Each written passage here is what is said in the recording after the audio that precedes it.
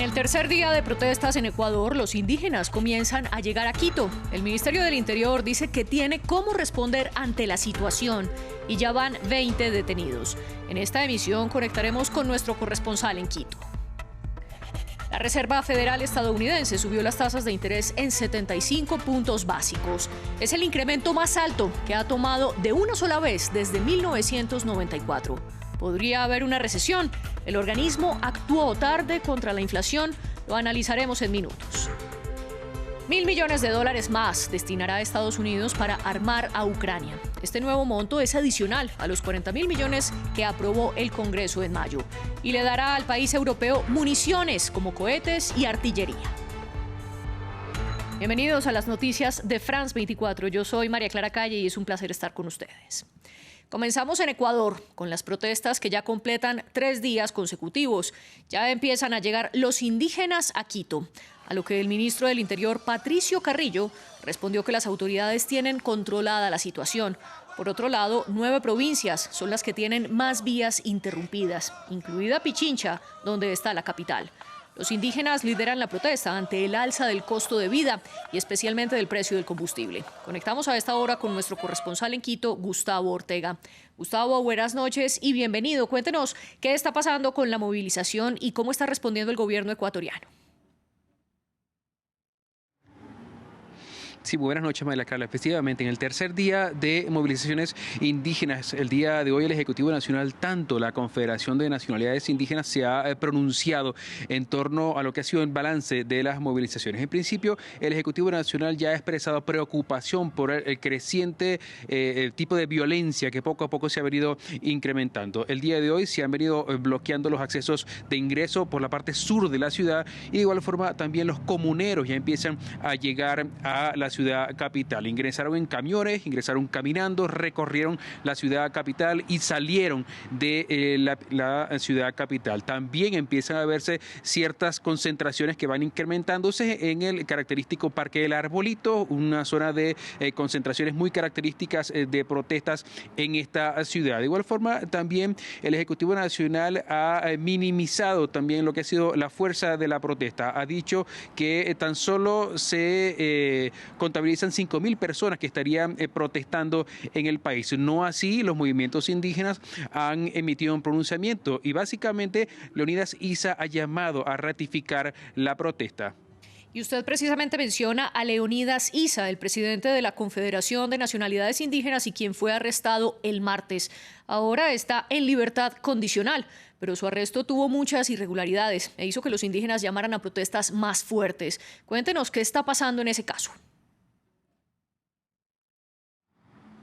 Sí, tal y como tú lo has dicho, la captura de Leonidas Issa ha estado muy cuestionada desde el inicio de su aprehensión la madrugada del día martes. Tanto el Ejecutivo Nacional como la Confederación de Nacionalidades Indígenas ha cuestionado la forma como fue apresado. En principio, Leonidas Issa aseguraba que él no estaba cometiendo ningún tipo de delito de flagrancia, tal y como se le intenta procesar. Ha dicho la jueza del caso que será procesado en libertad, pero por el delito de bloqueo de vías públicas. Sin embargo, el Ejecutivo Nacional sí asegura que estaba cometiendo un delito. En este sentido también, Leonidas Issa asegura que no se le leyeron los derechos, sin embargo, el Ejecutivo Nacional sí lo justifica y ha dicho que posteriormente mostró un video donde se le leía sus derechos en un lugar diferente donde fue capturado. Lo cierto es que el día de hoy ratifica mantener la protesta hasta conseguir una respuesta por parte del Ejecutivo Nacional.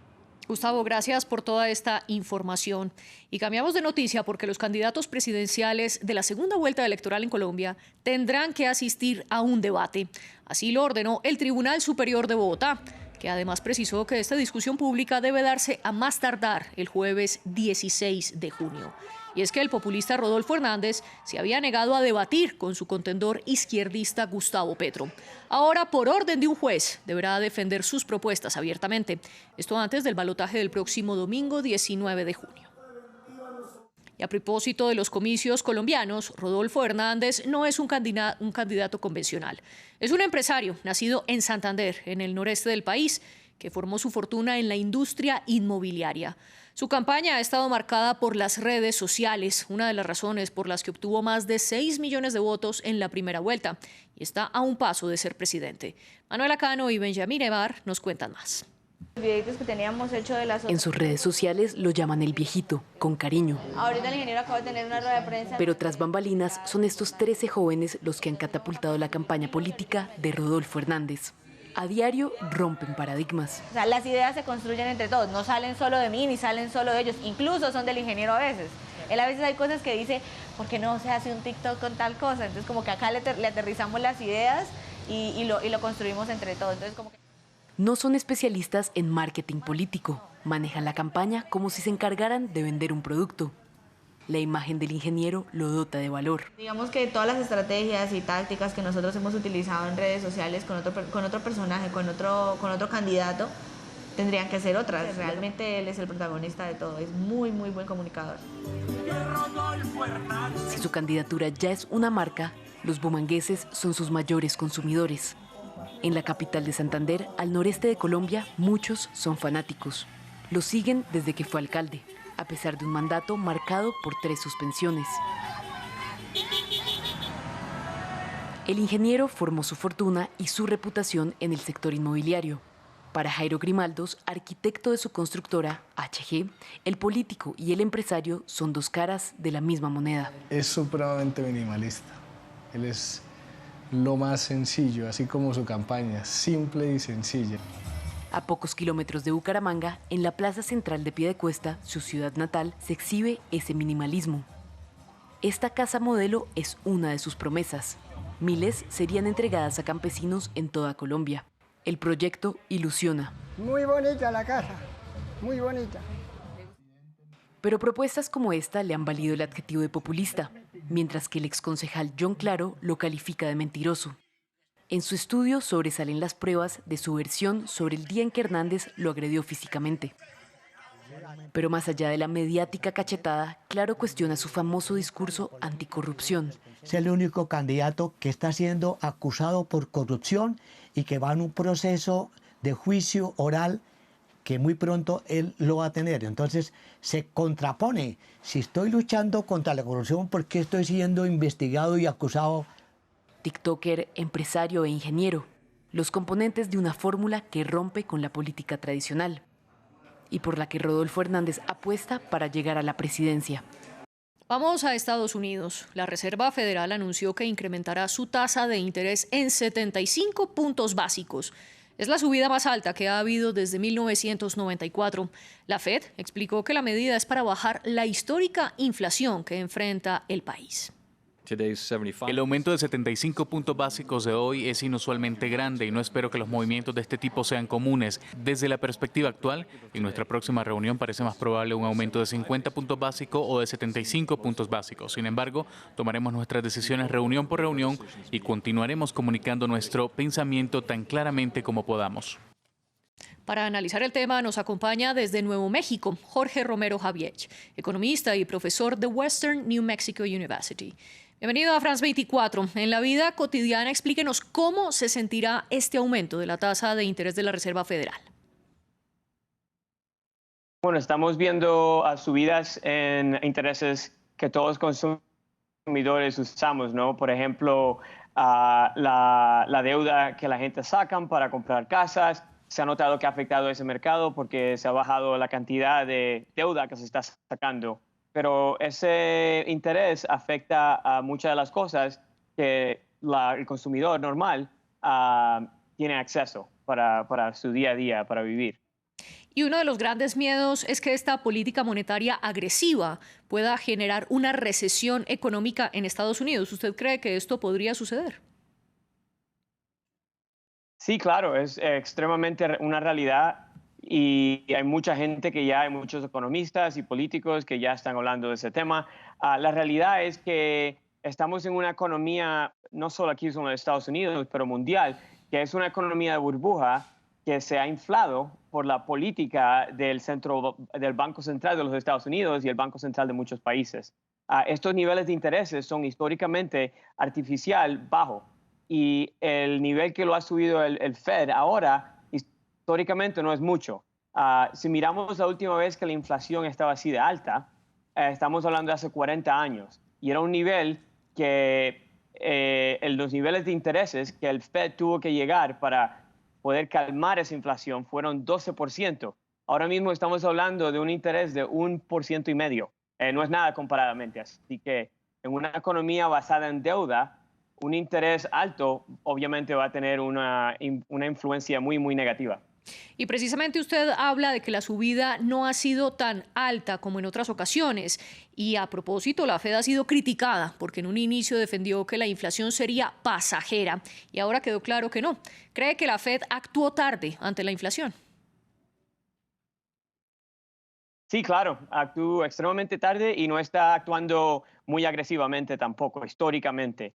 Hay un economista que aquí dice que Jerome Powell, que está en cargo del Fed, está hablando como Paul Volcker, que era el que estaba en cargo del Fed en los 80s, pero en realidad está actuando como Ben Bernanke, que estaba en cargo como el 2008, 2007, y como Alan Greenspan, que fue el que infló la burbuja de la economía aquí en el principio, ¿no? En el 2000, en los 2000, y después Bernanke lo siguió, etcétera.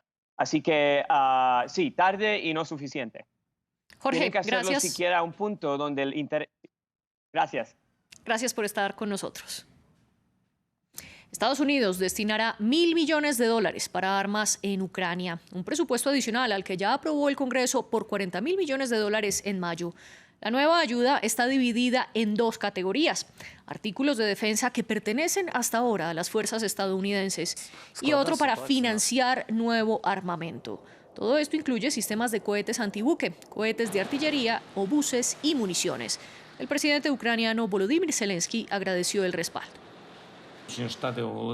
Estados Unidos anunció un nuevo fortalecimiento de nuestra defensa, un nuevo paquete de apoyo de $1.000 millones. Se trata de defensa costera, artillería y modernos sistemas de cohetes. Estaremos esperando. Estoy agradecido por este apoyo. Es especialmente importante para nuestra defensa en la región del Donbass. La Comisión Europea lanzó este miércoles una nueva acción judicial en contra de Reino Unido. Bruselas acusa a Londres de poner en peligro la paz en Irlanda del Norte por tratar de revisar un acuerdo comercial post-Brexit. La medida empeora las relaciones entre la Unión Europea y Londres desde que los británicos salieron del bloque de los 27. Veamos. La posición de la Comisión Europea es firme. No se puede revisar el acuerdo comercial post-Brexit sobre la frontera con la Irlanda del Norte. Londres había lanzado este lunes una revisión unilateral. Bruselas contestó con procesos judiciales contra el país. Let's call a spade a spade. This is illegal. Es ilegal el proyecto de la ley británica. Es extremadamente perjudicial para la confianza mutua. Ha creado una profunda incertidumbre y ha enturbiado nuestra cooperación mundial, en un momento en el que el cumplimiento de los acuerdos internacionales nunca ha sido tan importante.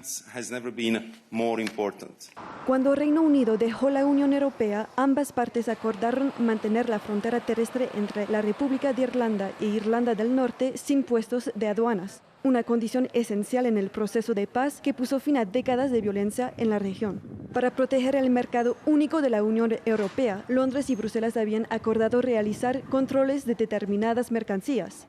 El proyecto de ley de Boris Johnson propone ahora de eliminar algunos de esos controles, afirmando que pusieron a Irlanda del Norte en desventaja. Debido a la burocracia aduanera, hemos visto menos mercancías entrar en Irlanda del Norte. Las hemos visto más caras y también hemos visto cómo las empresas británicas no comercian. Bruselas anunció la apertura de 2 nuevos procedimientos por incumplimiento de los controles de mercancías y el relanzamiento de un tercero, suspendido en septiembre de 2021 por violación del protocolo. Esto puede dar lugar a un recurso ante el Tribunal de Justicia de las Comunidades Europeas y a sanciones. Y terminamos en Washington, pues la calle enfrente de la Embajada de Arabia Saudita cambió de nombre y ahora se llamará Jamal Khashoggi. Esto en honor al periodista asesinado en el consulado saudita en Estambul hace 4 años. El logro de los activistas para renombrar la calle y así hacer una presión simbólica llega semanas antes de que el presidente estadounidense Joe Biden viaje a Arabia Saudita. El mandatario se reunirá con el príncipe heredero Mohammed bin Salman. Hasta aquí las noticias, sigan con nosotros.